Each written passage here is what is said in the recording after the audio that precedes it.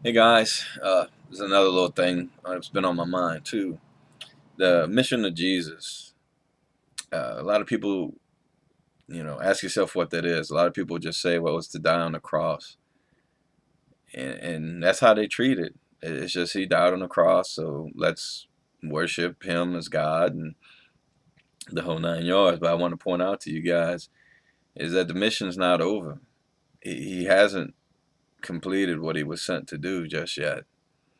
Um, he was sent here to raise up a people, to make brothers and sisters priests and kings, as we read in the book of Revelations 2, is God. He was the first of a new type of humanity that has a new nature. And I think people need to focus on that a little bit, and it puts more emphasis on the work.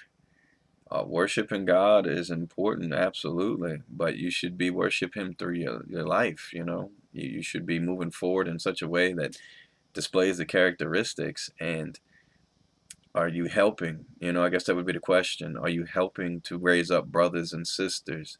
Are you edifying people? Are you teaching people to look beyond themselves and to see God in everything? When I go to certain grocery stores and I see these different foods from around the world, I see God in that. It blows my mind, the type of creation that we dwell in.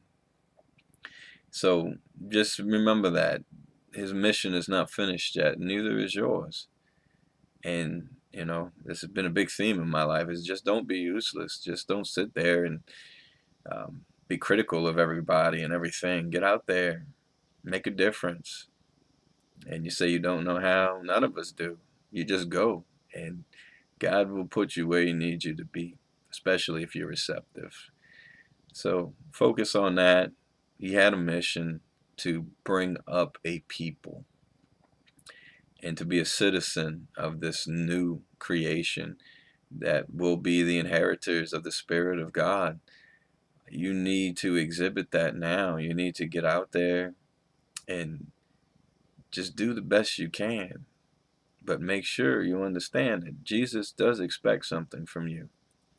And no, you can't earn your salvation. And no, I'm not even going to go there with these type of people. I'm just pointing out to you, He told you to do. Focus on doing.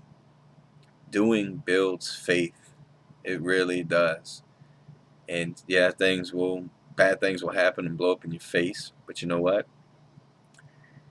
It just gives you an opportunity to glean your wisdom and to move forward. But, focus on that. Look for brothers and sisters.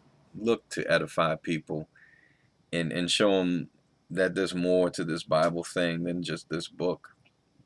There's a living spirit out there that it shows us how to live, in a way that the words on the paper can't express. I've always said there were two Bibles. There's this one, and then there's the world. Um, to me, the world bears even stronger witness to God than the Bible does. This very creation is in itself a testimony, and it struck me early on that God created this, and God is in it, and God is moving. So the only way to experience God, and I think in all the fullness that we can in this body, is to be out there interacting with the people. When He said, "Show me the Father," He says, "Have I been with you all this time? You don't know." To see Him is to see the Father. So get out there, see the Father. You'll see Him in the actions that people do. You'll see Him, love. You can't see love, but you can see its effects on people. And that's how you know that love is there. And it's the same thing with God. You see His effect on people, and you witness His effect on your being, and But don't, be a brother and a sister. You know, reach up as high as you can and count on God to save you, because that's what this is about. Muster all your strength and perform the good that you can do while you're here, because this time is not going to last forever. You know, uh, I think we look in our lives, especially when you get to be in your 30s, you, you realize you're halfway there, roughly speaking. You know, I've watched my dad get older. His hair's turned white.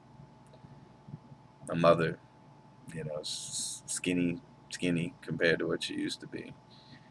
And you see just time, it slowly gains on us all. And I think that's the real question, is at the end of it, when it does catch up with us, how mightily did we live? How much did we proclaim? Where did we stand when it was time to stand? And I think those are important things. And we'll never be perfect. And, we're counting on God to save us.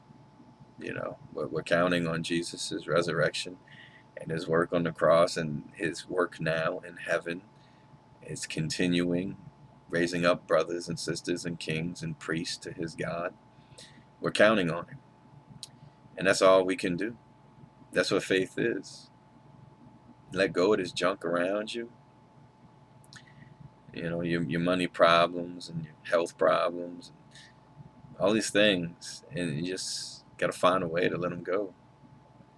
And realize that there's only one way out if you're ever going to see any of this again.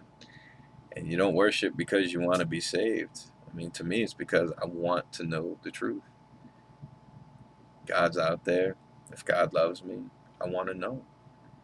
The truth is that important to me. And it's already led me to some very uncomfortable places and reached some uncomfortable conclusions about certain things. But, I at least want to be able to say that when my time comes, is that I really, really did the best I could with what I had. The knowledge that I had, I shaped my beliefs around them. The resources that I had, I used to help people where I could. And it's just help. The world is hurting. It's aching for God to return, and most of it doesn't even know it. So, where's emissaries right now? And if we're raised on that day and clothed with his spirit, we've earned the right to say we are sons and daughters of God. And I think it's about time we started acting like it. So I hope that, maybe gives you guys some clarity on some things, but plant your feet, stand tall, stand for what you believe. I'd rather talk to a Trinitarian who really believed in the Trinity than to talk to a Unitarian who just, I guess it's true. Believe what you believe. At least you can learn and be changed. But don't, remember why Jesus came. Remember what he's doing right now. We're emissaries. We're supposed to be children, manifestations of the love of God. And if we aren't manifesting, then what good are we? And just do what's important to you, what's on your heart. I'm not going to sit here and tell you you need to do this and do that. No. Search yourself. See where it is you're needed. You may just interact with one person who that's what was meant for you. You may be a caretaker to that person and offer them something that you don't even see, because God can do that. You just need to be willing. And sometimes I think he'll do it through you even if you're not willing. But be receptive. Do what he leads you to do. You are supposed to be a son and a daughter. And a son and a daughter do what they're told. They reflect their parents. Reflect your father and your big brother. So when Jesus is coming out of your mouth, make sure that you're living the best that you can. And you already know full well it's not good enough. It's not about that. But I think a heart of God can be good enough. Just like with David. Be a man after his own heart. When you love God, I think it does cover over many sins. So just pursue him. Don't be scared to make a mistake. I think that's how you ascend to greatness. Don't be scared to fail. Don't be scared to be wrong. Push as hard as you can. And then think about what you've learned.